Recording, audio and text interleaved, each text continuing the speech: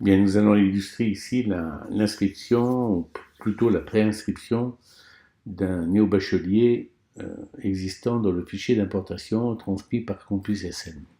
Donc, on se connecte donc sur l'interface. Là, c'est l'interface de test. Hein, il manque le logo, mais peu importe. On se connecte donc avec un numéro INE que l'on valide. Cette validation nous fait apparaître un premier formulaire qui sera complètement initialisé avec les données importé. Donc s'il n'y a pas il y aura, mais on pourra saisir le numéro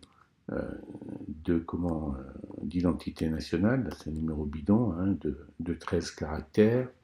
On pourra saisir un numéro de téléphone. Alors j'ai de 9 chiffres. On aura donc récupéré les informations qu'on ne peut pas modifier, nom, prénom, date de naissance. On a récupéré, on voit qu'il y avait une adresse email. On valide. Et on va passer à un formulaire plus général où on va compléter toutes les informations qui n'ont pas été récupérées ou qui sont demandées comme étant obligatoires. Donc, tout de suite, vous avez entendu un petit bruit, ben on a créé un mail de création, on a envoyé plutôt un mail à l'individu de création d'un compte PGI et ENT, donc comme c'est indiqué ici. Donc il pourra se connecter sur le PGI avec ses identifiants et ses mots de passe provisoires qu'il devra changer lors de la première connexion. Donc on continue. Voilà, il a reçu ce mail. Bon, pour l'instant, il n'en a pas besoin puisqu'il peut modifier en ligne son formulaire. On continue, on a mis un certain nombre d'informations. On peut compléter avec toujours le téléphone secondaire. Ici, comme là j'illustre un smartphone, mais je suis en réalité sur mon ordinateur. Donc je vais mettre une photo que j'ai, mais ici par exemple, l'étudiant pourra prendre un selfie, en espérant qu'il soit de bonne qualité, mais il sera vérifié à l'inscription administrative au moment de l'édition de la carte. Donc ici, je vais pouvoir indiquer une commune qui est dans la nomenclature. Ici, la commune Ziguinchor était renseignée, il l'a détecté.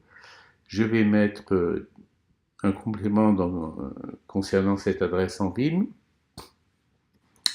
Je vais avoir un certain nombre d'informations qui ne sont pas obligatoires, mais on a récupéré quand même celles qui étaient indispensables, comme par exemple le dernier diplôme obtenu, donc le bac et la série du bac. Là, on peut renseigner donc domaine, diplôme, tout ça c'est des informations éventuellement qui ne sont pas obligatoires. On voit qu'il n'y a pas l'astérix. Le niveau du bac, comme c'est un bac, j'ai un niveau bac. Et je vais devoir renseigner un numéro de téléphone, voire un email, ce n'est pas obligatoire, mais le numéro de téléphone est obligatoire pour la personne à prévenir en cas d'urgence. Voilà, toutes les autres informations ont pu être initialisées ou pas, mais elles ne sont pas obligatoires.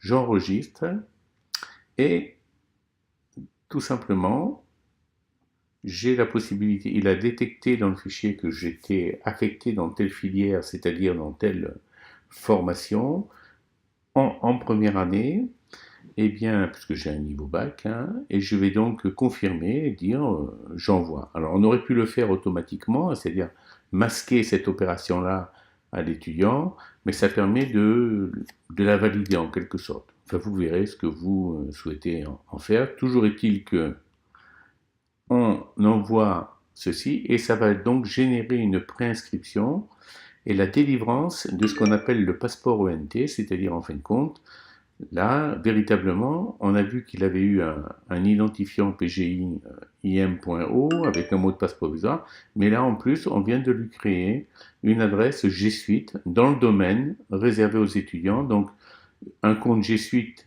avec son identifiant PGI, hein, c'est le compte G Suite ou Google si vous préférez, et un alias qui est une adresse longue permettant de communiquer avec l'étudiant avec une adresse un petit peu plus sémantique et canonique. Donc je peux, en cliquant ici, revenir sur mon formulaire et consulter les éventuels compléments, ce que j'aurais pu mettre ou pas. Voilà. Là, comme j'ai fait la préinscription, c'est-à-dire que maintenant l'étudiant est dans le PGI, eh bien on ne peut plus modifier le formulaire. Ce premier formulaire, il faudra se connecter sur une autre interface pour le faire. Donc, ce qui s'est passé, c'est qu'il y a un mail un petit peu plus complet qui a été envoyé à l'étudiant, à la fois sur son adresse mail personnelle et sur son adresse mail ENT, avec des liens qui vont lui permettre, en fin de compte, d'accéder à cette ENT. Et enfin, bon, là il y a eu deux mails parce qu'il y en a un aussi qui est envoyé au, à l'équipe campus. Et enfin, une convocation qui est adressée donc à la personne pour lui dire de venir se présenter à tel guichet, telle adresse, etc. Alors si vous avez, donc il faut absolument qu'il y ait un guichet d'établi pour l'établissement, ça peut être le guichet central, la scolarité centrale, mais c'est quelque chose qui se configure dans le PGI, et vous pouvez définir des plages horaires, des heures d'ouverture donc de ce guichet, le lundi de telle heure à telle heure, le mardi de telle heure à telle heure, etc. Et les convocations seront faites en fonction des disponibilités et des capacités d'accueil que vous aurez décrites en disant que le lundi matin, voilà, entre 10h et midi, vous avez une capacité horaire de 20 étudiants ou des choses comme ça. Voilà, voilà. Donc, à suivre, oui, évidemment, cet étudiant sera retrouvé dans le PGI, dans le module inscription, pour finaliser, comme on l'a vu tout à l'heure, une inscription administrative. Voilà. Ah, à savoir si aussi on envoie une fiche, oui j'allais oublier, une fiche d'inscription qui récapitule enfin, l'ensemble des informations qu'il a renseignées.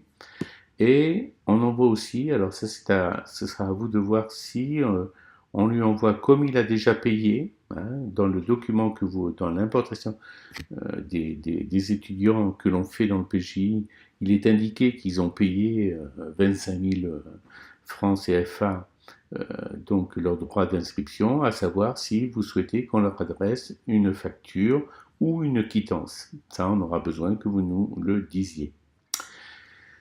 Voilà, à suivre donc. Merci.